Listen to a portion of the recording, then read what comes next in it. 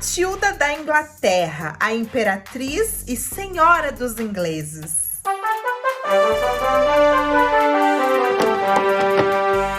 Olá, curiosos, tudo bem com vocês? Neste vídeo nós vamos falar de uma mulher guerreira, dedicada, que liderava exércitos e fez de tudo para que o trono da Inglaterra permanecesse com seu sangue. Essa mulher nasceu em 1102 e era filha do rei Henrique I da Inglaterra. E sua mãe era Edith da Escócia. Além disso, ela era neta de Guilherme o Conquistador. Sua família governava um vasto território inglês. Incluía Inglaterra, Normandia e partes da França, inclusive. Henrique I da Inglaterra tinha diversos filhos ilegítimos, porém filhos legítimos ele tinha apenas dois. Matilde, que era mais velha, e seu irmão, chamado Guilherme Adelino. E claro que mesmo Matilde sendo a mais velha, ela não era a herdeira ao trono, né? Já que ela tinha um irmão mais novo, porém era homem. A gente sabe como funciona, né? Essa questão de sucessão, ainda mais lá na era medieval. Então estava tudo bem, o herdeiro do trono inglês será Guilherme Adelino. Porém, com 17 anos, Guilherme Adelino morre em um naufrágio.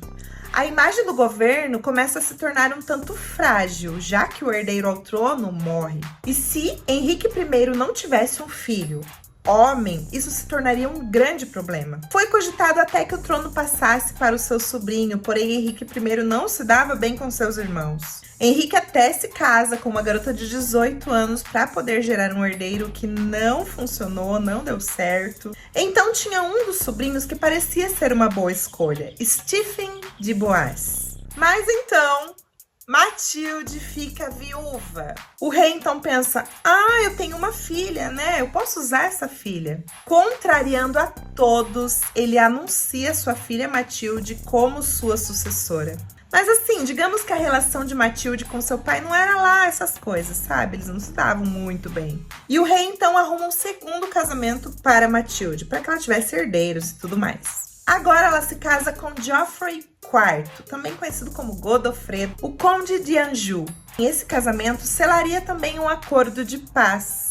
Casaram, tiveram 3 filhos. Porém, Matilde, sua família, seu marido, seus filhos passavam boa parte do tempo na Normandia e não na Inglaterra. E lá, ela juntamente com seu marido comandavam exércitos, lideravam tropas. Imagina o tanto que essa mulher aprendeu nesse período. Isso seria muito útil lá na frente. Mas então, em 1135, o rei Henrique I da Inglaterra morre. Lembra que Matilde seria sua sucessora, certo? Pois então, o casal demorou para saber. Matilde e seu marido estavam, no campo de batalha e tal, liderando exércitos, comandando ali as tropas, e demoraram para saber que Henrique I da Inglaterra tinha morrido. Então começa uma disputa pela coroa, porque lembra do tal sobrinho que foi cogitado a assumir o trono da Inglaterra, Stephen de Boaz? Pois então, ele dá um golpe de estado e se anuncia rei da Inglaterra. Reivindicou a coroa para si. E esse golpe de estado deu início a uma guerra civil que durou 19 anos. Lembra, que Matilde e seu marido já estavam sendo bem preparados ali, comandando exército e tudo mais. Pois então, agora eles começariam a agir contra Stephen de Boaz. E esse período de guerra civil é conhecida como a anarquia. E tantos anos de guerra causou uma instabilidade no reino. Foi um dos momentos mais turbulentos da era medieval. E Matilda estava decidida a reivindicar o seu trono. Era direito dela.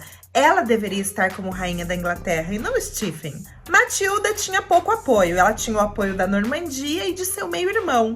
Porém, Stephen tinha o apoio da nobreza e da Igreja Católica. Ou seja, ele estava muito mais forte. Os conflitos foram bem violentos, mas no meio disso tudo, Matilde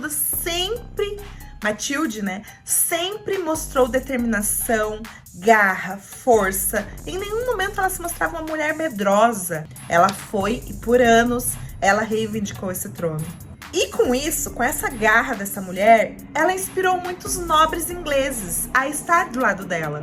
Eles apoiaram ela. Por quê? Porque reconheceram o potencial que ela teria como monarca, na forma como ela estava enfrentando esses desafios, E esses anos de batalhas também afetaram as pessoas, os súditos. Aconteceram muitos roubos, saques. E depois de tanto sofrimento, muita morte, muita tristeza, muita guerra, em 1153 decidiram assinar o fim disso tudo, dessa guerra civil. Chega disso. E foi assinado um tratado formal, que indicaria o fim do conflito. Esse tratado é conhecido como Tratado de Westminster, de Winchester ou de Wallingford. E foi estabelecido que Stephen reinaria por toda a sua vida na Inglaterra, porém ele teria que colocar Henrique II, o filho de Matilde, como seu sucessor.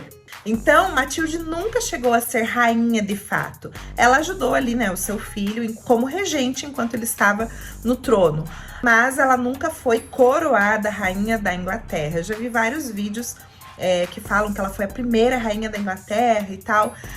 Mas ela nunca foi coroada de fato. Ela foi uma rainha sem coroa, né? Uma rainha sem trono.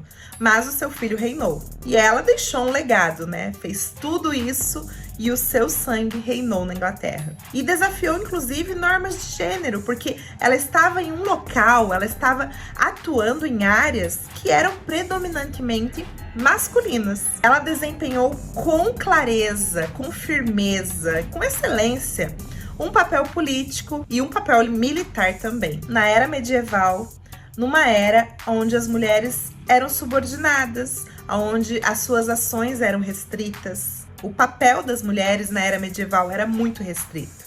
Então Matilde foi uma imperatriz e pretendente ao trono inglês. E ela adotou o título de Imperatriz e Senhora dos Ingleses. Após o tratado, né, que ela assinou com o fim da Guerra Civil, ela então passa a sua vida na Normandia. E claro, dando a ele muitos conselhos políticos, militares, toda aquela experiência que ela obteve nos anos de Guerra Civil, ela passou para o seu filho.